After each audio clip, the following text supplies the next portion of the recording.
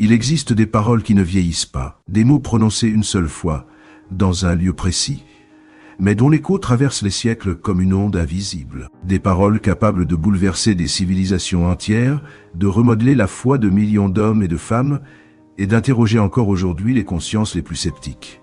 Parmi elles, cette phrase occupe une place unique dans l'histoire humaine. Cette parole prononcée dans un moment où tout semblait perdu. Cette parole murmurée depuis un instrument de torture. Ils sont l'aboutissement de toute une histoire, annoncée par les prophètes, inscrite dans les Écritures et attendue depuis des générations. Ces 7 paroles sont bien plus qu'un témoignage de souffrance. Elles sont une révélation, une clé pour comprendre le cœur de Dieu, la condition humaine, le sens du mal et l'espérance offerte au monde. Elles nous confrontent à des questions fondamentales. Qu'est-ce que le pardon véritable? La grâce peut-elle vraiment atteindre les pires fautes? Dieu peut-il être présent même dans le silence et l'abandon? Aujourd'hui, nous allons entrer dans ce mystère, revenir sur ces 7 paroles, une à une, les replacer dans leur contexte historique, spirituel et biblique, et découvrir pourquoi, 2000 ans plus tard, elles continuent de transformer des vies. Avant d'aller plus loin, si vous aimez ces plongées profondes dans les mystères bibliques, les textes anciens et les vérités oubliées, abonnez-vous dès maintenant à la chaîne L'Autre Histoire et activez la cloche de notification pour ne manquer aucune de nos explorations. La première parole de Jésus sur la croix est sans doute la plus déconcertante. « Père, pardonne-leur, car ils ne savent pas ce qu'ils font. » Ces mots sont prononcés alors que les clous sont encore frais, que la douleur est vive, que l'injustice est flagrante. Humainement, tout appelle à la colère, à la révolte, à la condamnation. Pourtant, Jésus choisit le pardon. Dans la tradition biblique, le pardon n'est jamais une faiblesse. Il est un acte de puissance spirituelle. En pardonnant, Jésus ne minimise pas le mal commis. Il ne nie ni la violence, ni la cruauté, ni la responsabilité humaine. Mais il refuse de laisser le mal avoir le dernier mot. Cette parole révèle une vérité fondamentale. Le mal prospère dans l'ignorance spirituelle. Ils ne savent pas ce qu'ils font, dit Jésus. Non pour excuser, mais pour révéler l'aveuglement de l'humanité face à ses propres ténèbres. Cette parole inaugure une nouvelle manière d'être humain. Elle brise le cycle de la vengeance. Elle ouvre un espace de guérison intérieure. Refuser de pardonner, c'est rester lié à celui qui a blessé. Pardonner, c'est déposer un fardeau invisible, c'est retrouver une liberté intérieure. Sur la croix, Jésus enseigne que le pardon est la première étape de toute restauration véritable. La deuxième parole surgit dans un dialogue inattendu. À côté de Jésus, 2 criminels agonisent. Tous 2 sont coupables selon la loi humaine. L'un se moque, l'autre reconnaît sa faute et ose une demande humble. « Souviens-toi de moi quand tu viendras dans ton royaume. » Et la réponse de Jésus est immédiate, sans condition. « Aujourd'hui, tu seras avec moi dans le paradis. » Cette scène bouleverse toute logique religieuse fondée sur le mérite. Cet homme n'a pas le temps de réparer ses torts, de changer sa vie, de prouver quoi que ce soit, il n'a que sa reconnaissance et sa confiance. Et cela suffit. Cette parole révèle que le salut n'est pas une récompense gagnée, mais un don offert. Elle affirme que la grâce de Dieu dépasse le temps, les œuvres et les classifications morales humaines. Cette promesse donnée à un condamné rappelle que personne n'est trop loin pour être sauvé. Même au dernier souffle, la porte de la miséricorde reste ouverte. La croix devient ainsi le lieu où l'espoir renaît là où tout semblait définitivement condamné. La troisième parole révèle une autre facette du cœur de Jésus. Au pied de la croix se tient Marie, sa mère. Veuve, elle est sur le point de perdre son fils. Jésus, malgré sa souffrance extrême, ne détourne pas son regard de la douleur de celle qui lui a donné la vie. « Femme, voici ton fils », dit-il à Marie en désignant Jean. Puis, à Jean, voici ta mère.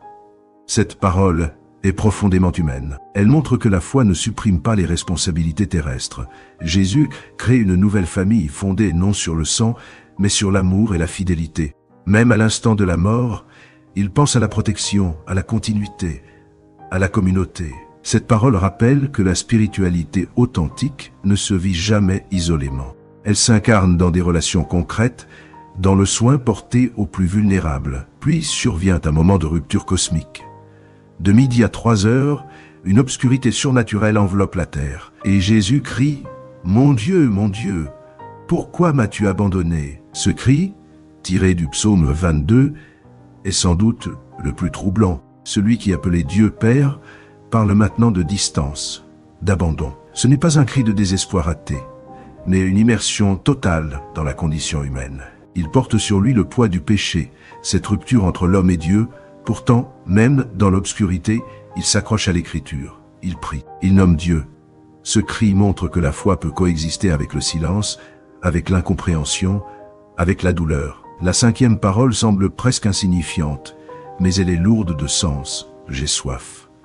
Elle révèle l'humanité totale de Jésus. Celui qui avait offert l'eau vive, celui qui avait promis une source intérieure qui ne tarit jamais, expérimente maintenant la soif la plus basique. Cette parole accomplit les psaumes et souligne que Dieu n'a pas sauvé le monde à distance. Il a connu la fatigue, la déshydratation, l'angoisse. Cette soif est aussi symbolique. Elle exprime le désir profond de réconciliation entre Dieu et l'humanité.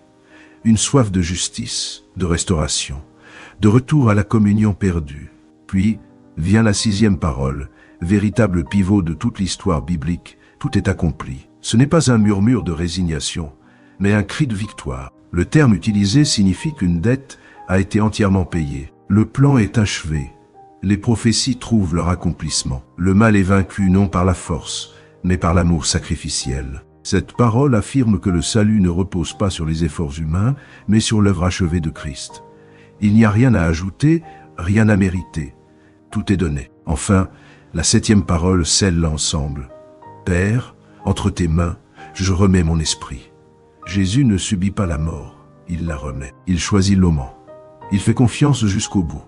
Cette parole est un acte d'abandon total. Elle révèle que la mort n'a pas le dernier mot. Elle n'est pas une fin, mais un passage. À cet instant, le voile du temple se déchire, symbolisant l'accès direct à Dieu désormais ouvert. Le centurion romain reconnaît la singularité de cet homme. Même la création semble réagir.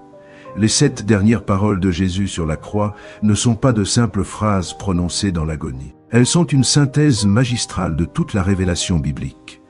Elles parlent de pardon là où règne la haine, de grâce là où la condamnation semblait inévitable, d'amour familial au cœur de la souffrance, d'abandon, de soif, d'accomplissement et de confiance absolue. La croix n'est pas seulement un symbole religieux figé dans l'histoire. Elle est une invitation permanente à la transformation intérieure. Elle nous interroge. Sommes-nous prêts à pardonner comme nous avons été pardonnés? À faire confiance même dans l'obscurité? À croire que tout est réellement accompli? Ces paroles continuent de résonner parce qu'elles touchent à l'essentiel de l'existence humaine. Elles rappellent que l'amour véritable se donne sans réserve, et que même dans la nuit la plus profonde, une lumière demeure. Si cette exploration vous a nourri et interpellé, abonnez-vous à la chaîne L'Autre Histoire, activez la cloche de notification et rejoignez-nous pour continuer à explorer ensemble les mystères cachés des Écritures et des traditions anciennes.